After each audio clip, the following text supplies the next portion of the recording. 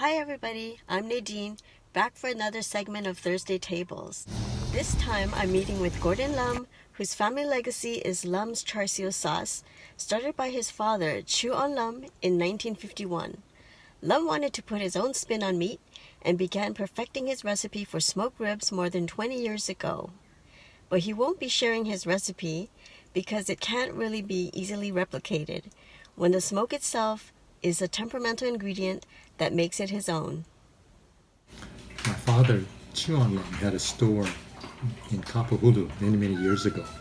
And one of the things that he was really well known for was his char siu spare ribs. And I guess because of that, we usually give char siu spare ribs to our friends. I thought that, well, maybe one day I should make something else besides char siu spare ribs. So I wanted something that was based upon the spare rib. So I thought, why not barbecue ribs?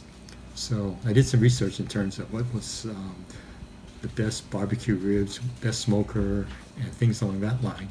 And I contacted a person, Dave Close, who manufactures smokers. And he had told me that even though I had a Kamado, and Kamados could make good barbecue, that if you really want to get the true smoke flavor, you should get an offset barbecue smoker. So I did get one back in 1999. And I've been practicing with that, and I've made a lot of mistakes with the smoker. For one thing, I had thought that smoking meant a lot of smoke. That's not the case, no. In fact, when you want to smoke for a long period of time, you just want to see just a wisp of smoke, not much smoke. But in the beginning part, there's no way to avoid the smoke because everything is pretty much starting from scratch. So burning wood, there's a lot of smoke. Speaking of wood, I sort of narrowed down my choices of smoking to lychee wood. If you're going to choose a wood for smoking, you should find a wood that you can find cheap or free in the local area. And usually a fruit or nut tree is very good. Mesquite is very popular, or kiavi, but kiavi is a very strong wood. And if you're going to smoke for like 6 hours or more, it's just going to impart maybe a bitter flavor to the meat. So I stay away from kiavi. Are there some like poisonous woods too? Oh yes. I've got ironwood trees on my property, and ironwood is a very dense wood and can give off a lot of heat. But ironwood and pine trees, they have a resin in it, and the resin can get caught up in the smoke and irritate your throat. Some people use mango wood, but mango wood or mango is related to the poison oak, and that's why some people are allergic to the sap of the mango or the wood. So if you smoke with that, and if there's some sap in the wood, there's a possibility, although very slight, that maybe some of that might get into the food. Oh, okay. But if you smoke with these woods, you're not going to die. You just might get a little bit itchy throat or something. I think so. I don't think you can really die. The best part of the lychee wood would be the trunk, because as you can see, the dark wood seems to indicate that it's a very dense part, and you want a dense wood because a dense wood will have more heat. And once it burns down, the charcoal, when it turns to charcoal, it'll stay in the charcoal form for a longer period of time and generate more heat. If you have a really small branch, once it burns down, it turns to ash, no coals. So the smallest wood that I would accept would be something like this. You can see that you got some bugs eating here. If this was guava, this thing would have been gone. Oh, really? Guava is so hard. Yes, but the insects will eat guava before they eat the lychee. Oh, wow. I think it's It makes it harder to cut apart.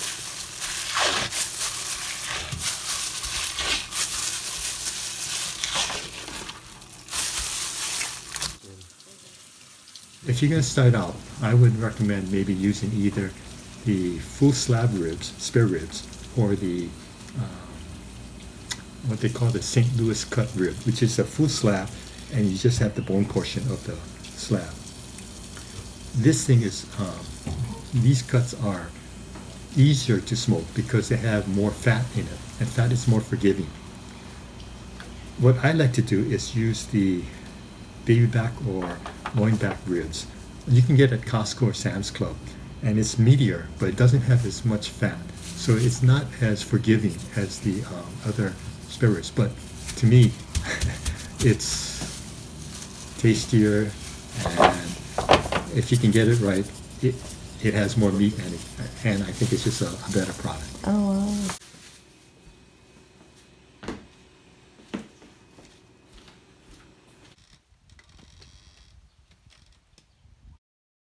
wow. What I'm doing right now is getting the chimney full of briquettes to heat up, and then it's going to form the bed for the lychee wood to sit on.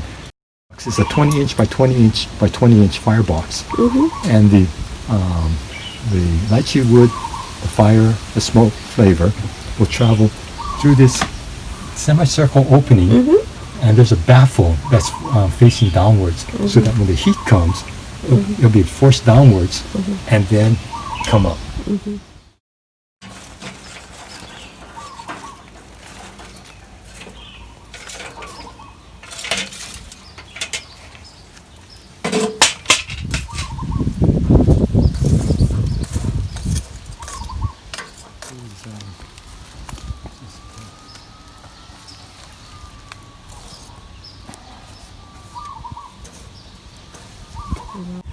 But what is the temperature supposed to be? 225 to 250. 225 would be great. 250 up to 250. There's two ways of controlling the smoke and the fire.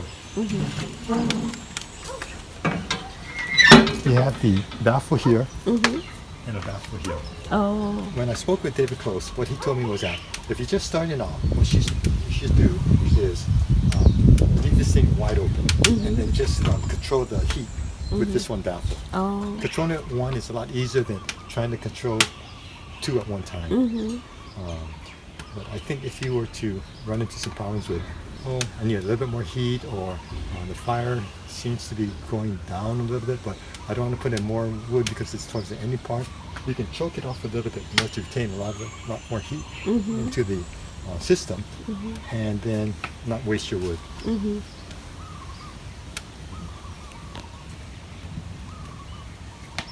And what would you do down here?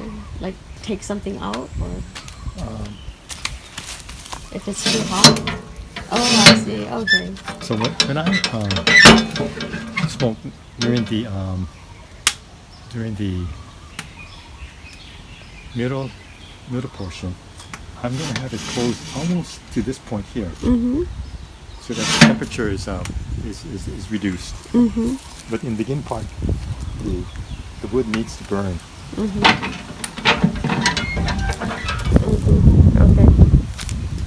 So it needs as much air as possible. Yes. Hot in there. All of this is going to be used for this one batch? Pretty much. Oh wow, that's a lot.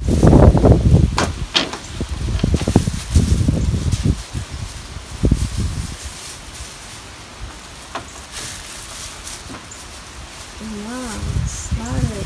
So it's all even.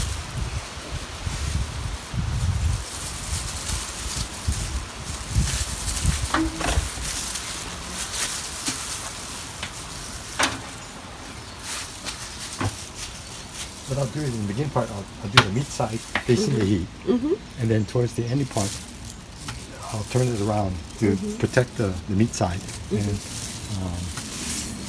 face the rib side to it. How long is the meat size facing the heat?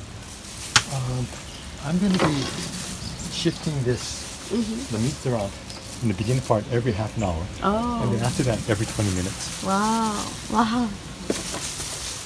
That is really labor intensive. Yes. You really got to be aware, because you know how like even when you're working, you're supposed to do things at certain intervals, and then sometimes you just miss a period. Yes. I've got a watch to beat for me.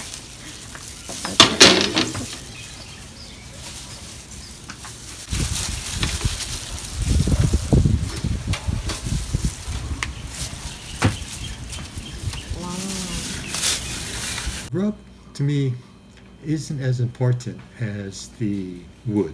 I think the smoke flavor will give it the most flavor. The rub, you can go to any recipe book and then you can find a lot of good recipes. And I tell my friends who go into smoking that just find something that you think looks interesting, tweak it to your taste, and then whatever you do, don't share it with anybody. The reason isn't because it's so special. The reason is because not too many people actually smoke. And then when they smoke the meat, and if it turns out good, they're probably going to say, oh, can I have the recipe or something? You can't really replicate smoking if you don't have the right equipment. Right. But sometimes they'll say, well, can I just have the rub? If you give the recipe to the rub, then people will say, okay, it's any kind of a rub, so it's nothing special. But if you say that, oh, this is my special recipe for the rub, and I can't give it out. If anyone wants to eat your barbecue ribs, then they have to come back to you. There's really, again, nothing That's special. commercial thinking, though. Oh, no. If you go to a potluck, for instance, for instance, I've never sold my ribs, and I've made tons and tons of ribs. I've always given it away. People are funny. They think that if it's limited, it's special. It's just human nature. So if you're going to start out, that would be my recommendation. Not again because the rub is so special. It's just that you want to Create an aura. Yes. That if you want someone to come over, if you go to a potluck and they're saying, oh, they're bringing Nadine's ribs, they say they know what to expect, and that's why it's very important to be consistent with your cooking so that you can replicate it day in, day out. Half an hour has passed, so I'm going to turn the ribs around. But before I turn them around, what I'm going to do is put in another log, because these logs will not last forever. Wow.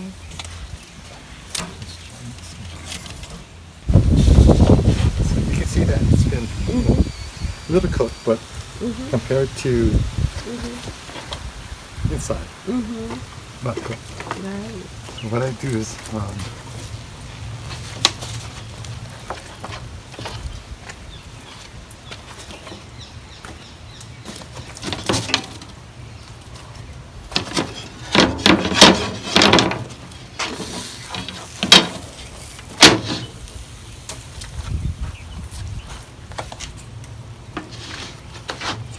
flip it around.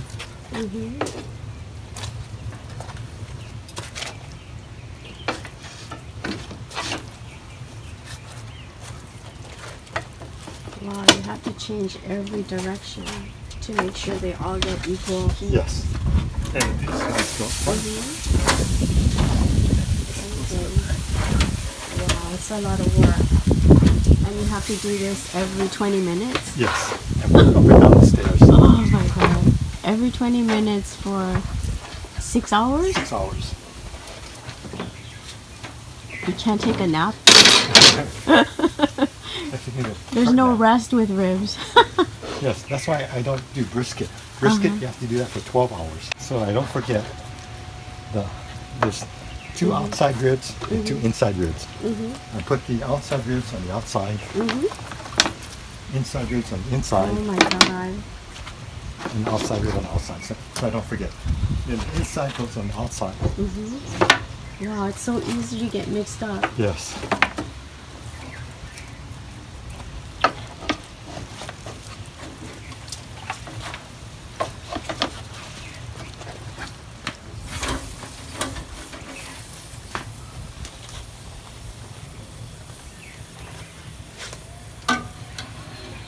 So because it's still like kind of raw on that side, I'm going to do this another half hour.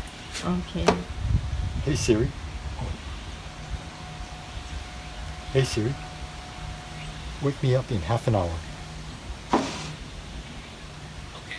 So every time you do anything, whether you do yoga, you work, you dance, or you cook, everything is in your core, your kia. That's where you want to focus yourself and be balanced. So what you try to do is have that sense of balance when you're cooking. When you're washing the rice, now this is going to sound a little silly. Washing the rice, you're supposed to focus on that particular rice cooking. You can tell if you're focused because after you cook the rice grains will be standing up. Really? Oh my god. Is that true? True. You know? I don't think I've ever seen the rice stand up in the pot, or I never noticed. Okay. Between the third and fifth hour, I begin the spritzing.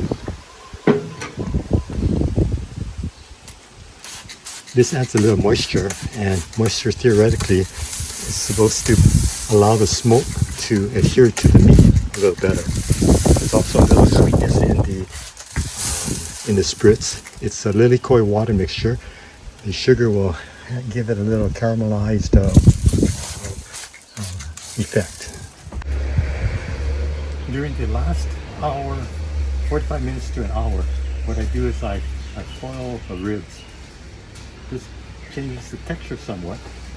Again, we're not trying to achieve a falling off the bones type of texture, but more of a meaty texture, which would allow you to eat the meat cleanly off the bones. Normally it's during the last 45 minutes to an hour, so that the total cooking time is about 6 hours. But because of the thickness of the ribs, most of the ribs are pretty large, it took an extra 20 minutes for this batch of ribs to get ready.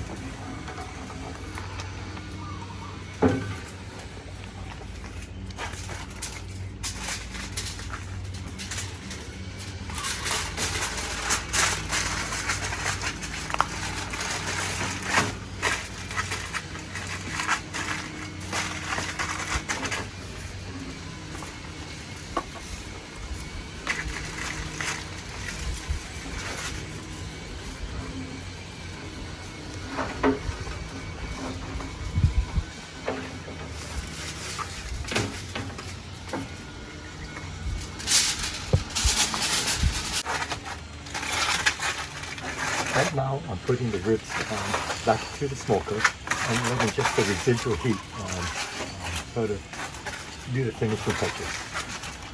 Cold. Yes. Oh my god. That must be really hot to handle. Yeah, it's a little warm. That oils are dripping, so this is where it goes over the clothes. Yeah. So how often can you wear your clothes before it's too much to wash? I just throw it away afterwards. Oh. There's also that smoke smell too. Oh yeah.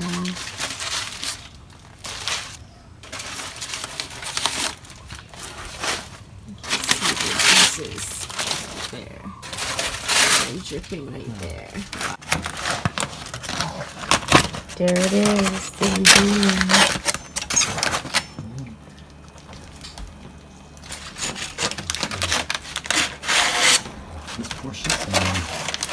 It is always meat side down in the foil? Doesn't matter. Oh. This pink area is what they call the smoke ring. So the more the pink area you see, the greater the smoke flavor. Oh, otherwise it's like a gray brown? Yes. Wow, that's a lot of smoke in there. So what I'm going to do is I'll give you a couple pieces to try. So much pink from the smoke. Ooh. So how did you come by your philosophy of specialness? Is that something your dad taught you? My dad always said that you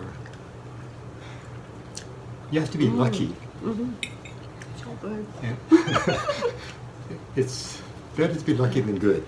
And I guess he was fortunate too. I guess when he made his char siu sauce to be lucky. And for this spare ribs. Mm-hmm. It was more, again, to find something that was using spare ribs Mm-hmm. and something that was as good as my father's char siu spare ribs, but not being char siu spare ribs. Something that was, Your own. well, not really my own because, you know, this is all over the United States. You can get something like this, but even in the United States, Bruno just loves my shorts now. Even in the United States, some of the rib places, it's more like grilling rather than smoking. Oh. So, do you consider yourself a Hawaii pitmaster? No. I would not consider myself. I'm more of a cook. You know, like people in the backyard. They like to do a lot of cooking for friends or whatever, and that's what I like to do. But it's a little more than that because you have it down to a science. So how do these people get that kind of title? Like they have to win contests? It helps you have a contest under your belt, and that sort of makes you like a legitimate pitmaster. That you've gone through the process. You've got a couple of championships, and other people have validated that. You know, yes, your food is good. Oh, so have you ever tasted anybody else's who comes close to what you do? I tried some, but again, I don't actively look for barbecue places because it's good to eat it once in a while, but I don't like to eat it continuously. Oh. And since Gail was like my guinea pig, she got sick and tired of eating all these ribs. Try this, and it was just like, I'm just sick and tired of it.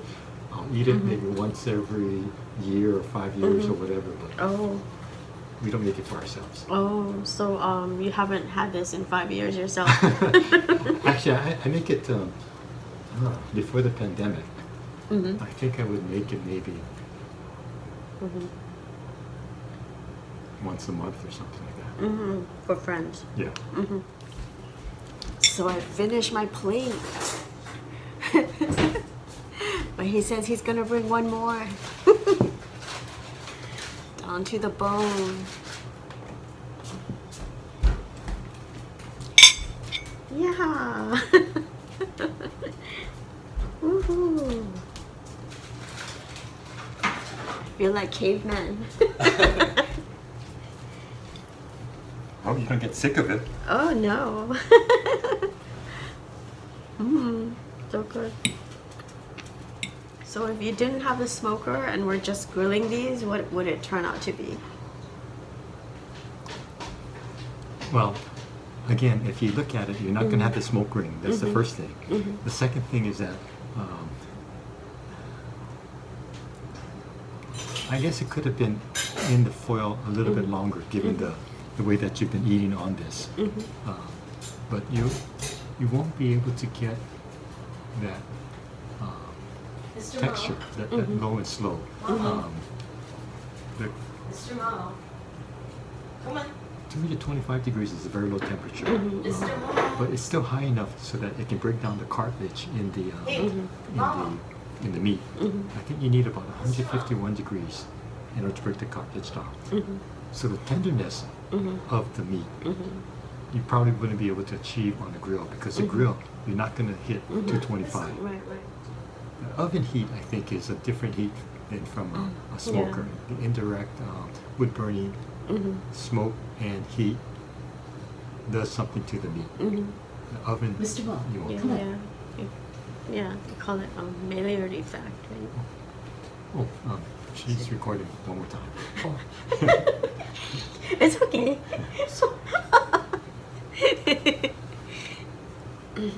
Okay. Yeah. All right. So everybody has to go out and get their own smoker now.